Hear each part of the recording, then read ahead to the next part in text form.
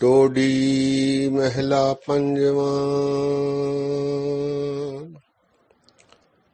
माई माया छल तृण की अगन मेघ की छाया। गोविंद भजन बिन हड़का जल। रहाओ छोड़ सियानप बहु चतुराई।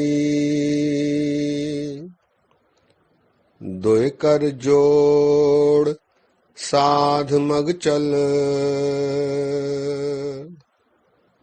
सिमर स्वामी अंतर्जामी। मानुख देह का यह उत्तम फल।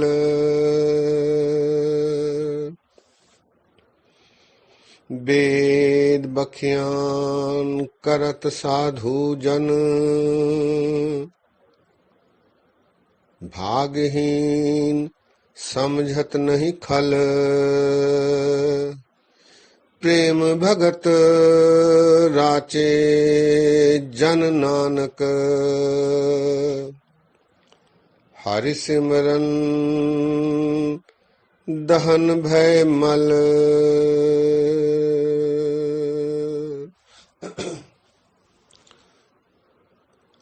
सत्कार योग सात संगत जी, वाहिगुरु जी का खालसा, वाहिगुरु जी की फतेह। आज हम इस शब्द पर संक्षिप्त रूप से विचार साझे करेंगे। ये शब्द राग टोडी में है। गुरु अर्जन देव जी महाराज जी ने ये शब्द हमें बख्शा है। ये शब्द गुरु ग्रंथ साहब जी में 717 अंग पर शोभायमान हैं।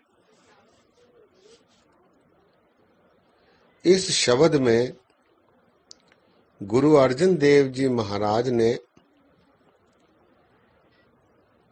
माया के संबंध में अपने विचार रखे हैं।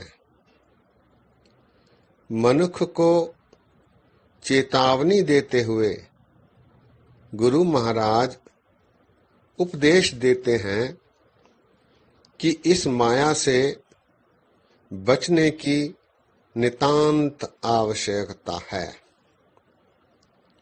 संसार में मनुष्य को परमात्मा में लीन होने के लिए सबसे बड़ी बाधा माया है। माया अर्थात केवल धन नहीं। माया मोह के रूप में, काम के रूप में, क्रोध के रूप में, लोभ के रूप में, अहंकार के रूप में, भौतिक वस्तुओं के रूप में, धन संपदा, संपत्ति आदि के रूप में, अधिकार के रूप में प्रभावित करती रहती है। इस माया से बचने और इसके स्वरूपों का संक्षिप्त संकेत गुरु अर्जन देव जी महाराज ने इस शब्द के माध्यम से हमें दिया है। दास ने सोचा कि इस शब्द पर आप जी से विचार साझे किए जाएं। अभी दास ने आप जी के समक्ष ये शब्द पढ़ा है।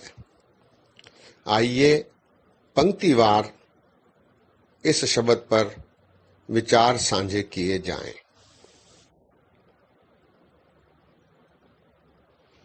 माई माया छल। गुरु अर्जन देव जी महाराज इस शब्द में माई को संबोधित करते हुए अपने विचार प्रस्तुत कर रहे हैं। माई अर्थात मां, बहन। माई माया छल। हे माई, ये जो माया है वो एक छलावा है, धोखा है। कैसे? आगे महाराज कहते हैं, तृण की अग्नि, मेघ की छाया। ये जो माया है ये चपल और चंचल है। कतंच चपल मोहनी रूपं पेखन्ते त्यागं करोति। ये इतनी चपल चंचल होती है कि देखते देखते अदृश्य हो जाती है। तृण की अगन, तृण कहते हैं घास फूस को। जिस प्रकार घास फूस में आग लगती है तो क्षण भर में वो खत्म भी हो जाती है, क्षणिक। तृण की अगन, मेघ की छाया। बादलों की जो छांव होती है, बादल आवारा होते हैं, उनकी जो छाया हमें मिलती है वो क्षण भर के लिए होती है। कुछ क्षणों के पश्चात, कुछ समय के पश्चात बादल हट जाते हैं, फिर धूप लग जाती है। तृण की अगन, मेघ की छाया। इस प्रकार माया है। माया क्षणभंगुर है, क्षण भर में अदृश्य हो जाती है। तृण की अगन, मेघ की छाया। गोविंद भजन बिन हड़ का जल। यदि तूने गोविंद का भजन नहीं किया तो यह क्षण मात्र तुझे अपना रूप दिखाकर अदृश्य हो जाएगी, जैसे हड़ का जल। हड़ कहते हैं बाढ़ को, फ्लड को। फ्लड का पानी अचानक आता है और फिर अचानक ही चला जाता है। हड़ का जल। तृण की अगन, मेघ की छाया। गोविंद भजन बिन हड़ का जल। रहाओ। फिर महाराज इससे सुचेत रहने के लिए अगली पंक्ति में उपदेश देते हैं कि ऐसी माया से बचने के लिए छोड़ सियानप बहु चतुराई। हे माई, तू अपनी सियानप, अपनी चतुराई को छोड़ दे। इस चतुराई के माध्यम से, इस सियानप के माध्यम से यदि तू माया प्राप्ति के प्रयत्न करेगा तो निष्फल रहेगा। छोड़ सियानप बहु चतुराई। फिर क्या किया जाए? महाराज कहते हैं, दोए कर जोड़ साध मग चल। तू हाथ जोड़कर प्रभु का सिमरन करते हुए साध संगत में चला कर, विचरा कर, रहा कर, अपना जीवन व्यतीत किया कर। छोड़ सियानप बहु चतुराई। दोए कर जोड़, अर्थात अपने मन को जोड़कर। दोए कर जोड़ साध मग चल। साध अर्थात साध संगत, इनमें रहा कर। साध मग चल अर्थात साधुओं के साथ रहा कर, सत्संगियों के साथ रहा कर, उनके साथ चला कर। छोड़ सियानप बहु चतुराई। दोए कर जोड़ साध मग चल। अगली पंक्ति में, सिमर स्वामी अंतर्जामी। अंतर्जामी परमात्मा स्वामी को सिमरा कर, उसका सिमरन कर, उसके बताए उपदेशों पर चलने की कोशिश, प्रयत्न कर।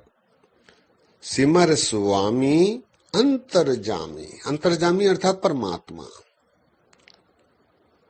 मानुख देह का यह उत्तम फल।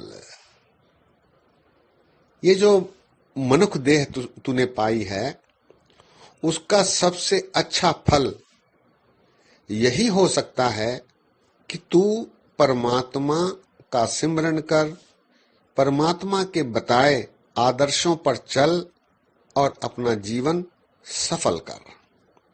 सिमर स्वामी अंतर्जामी, मानुख देह का यह उत्तम फल।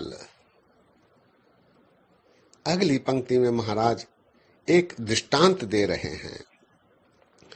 वेद बखियान करत साधु जन।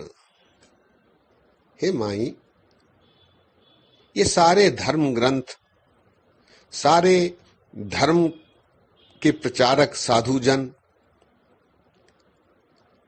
तुझे समझा रहे हैं, उपदेश दे रहे हैं। प्रभु का संदेश उनके माध्यम से तुझे प्राप्त हो रहा है। वेद बखियान करत साधु जन। वेद से तात्पर्य है धर्म ग्रंथ, सारी अच्छी बातें बताने वाले सारे धर्मों के ग्रंथ। वेद बखियान करत साधु जन।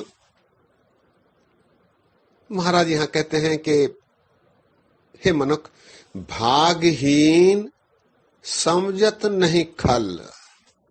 हे भाग्यहीन मनुख, तू इसको समझ नहीं पा रहा, अपनी मूर्खता में ही व्याप्त है, लिप्त है। खल कहते हैं मूर्ख, मूर्ख। भाग्यहीन समझत नहीं खल। अपनी मूर्खतापूर्ण व्यवहार से तू अपने भाग्य को बिगाड़ते हुए इन साधु जनों की बातें, उपदेश ग्रहण करने से चूक रहा है। वेद बखियान करत साधु जन, भाग्यहीन समझत नहीं खल। अंत में महाराज कहते हैं, प्रेम भगत राचे जन नानक। जो प्रेमी हैं, प्रभु के प्रेमी हैं, प्रभु की भक्ति में रचे हुए हैं, वो हरि का सिमरन करते हुए अपने मल, अपने बुराइयों, अपनी कामनाएं, वासनाएं, सुख वैभव का त्याग करते हुए, हरि का सिमरन करते हुए प्रेम भक्ति में रचे हुए हैं। प्रेम भगत राचे जन नानक, हर सिमरन दहन भय मल। दहन कहते हैं जलने को, मल कहते हैं बुराइयों को, वासनाओं को। प्रेम भक्ति में जो मनुख हरि के सिमरन में लीन रहते हैं, फिर उनके बुरी कामनाएं, वासनाएं जल जाती हैं। प्रेम भगत राचे जन नानक, हरि सिमरन दहन भय मल। शब्द एक बार फिर। माई माया छल, तृण की अग्नि मेघ की छाया, गोविंद भजन बिन हड़ का जल। रहाओ छोड़ सियानप बहु चतुराई, दोय कर जोड़ साध मग चल। सिमर स्वामी अंतर्जामी, मानुख देह का यह उत्तम फल। वेद बखियान करत साधु जन, भागहीन समझत नहीं खल। प्रेम भगत राचे जन नानक, हरि सिमरन दहन भय मल। माया के संबंध में गुरु अर्जुन देव जी महाराज ने चेतावनी देते हुए इसके निराकरण का भी प्रदर्शन करते हुए उपदेश देते हैं कि इनसे बचने की आवश्यकता है। माया के बारे गुरु अमरदास जी ने भी अपने विचार रखे हैं। माया होवे नागनी जगत रही लपटाए, इसकी सेवा जो करे तिस ही को फिर खाए। इसीलिए इस माया से बचने की जरूरत है, इससे सावधान रहने की जरूरत है। इसका उपयोग केवल हरिसिमरन के लिए, प्रभु के द्वारा बताए गए मार्गों पर चलने के लिए किया जाना ही श्रेयस्कर है। सत्संगियों, आज यही विश्राम है। दास इस शब्द को नितनेम में पढ़ा करता है। दास ने जब भी कोई शब्द जो मन को छू लेता है उसे अपनी डायरी में लिख लेता है। ऐसे लगभग 200 शब्द हैं जो दास नितनेम में पढ़ा करता है, रोज पढ़ा करता है। दास की मन में ये इच्छा हुई कि इस शब्द पर आपके साथ विचार साझे किए जाएं। दास ने ऐसी चेष्टा की। ऐसा करते समय अनेक गलतियां हुई हैं। दास को अनजान जानकर क्षमा बख्शो। फतेह गजाओ। वाहिगुरु जी का खालसा, वाहिगुरु जी की फतेह।